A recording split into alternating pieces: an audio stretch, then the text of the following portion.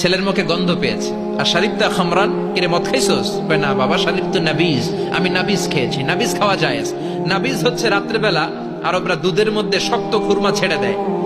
1 KG দুধের মধ্যে 10টা শক্ত খুরমা ছেড়ে দিলে সকালবেলা দুধের কালারটা সাদা থাকে না, শক্ত খুরমার রস টেনে ওটা লাল হয়ে যায়, খেতে বড় মজা। এটাকে বলে নাবিজ।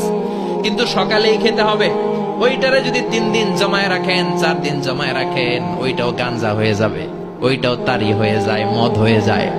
সাইয়েদনা ওমরের ছেলে এই কাজ করেছেন, একটু তারির স্বাদ নেয়ার জন্য 4 দিন রেখে দিয়েছে। সাইয়েদনা ওমর বললেন, কি খাইছস? কয় মদ খাই নাই। নাবিজ খাইছস? এদিকে আয়। ইফতাহ ফামাক, মুখ খোল। হা করার পরে মুখের সামনে নাক নিয়ে গন্ধ দেখে মদের গন্ধ, কলারটা ধরে মসজিদে নববীতে নিয়েছেন। ইন দা মিন টাইম মসজিদে নববীতে জোহরের নামাজ হয়। নিজের ছেলেকে মসজিদে নববীর উস্তুয়ানা বলে, উস্তুয়ানাতু মসজিদুন নববী, মসজিদে নববীর পিলারে বেঁধেছেন। যেহেতু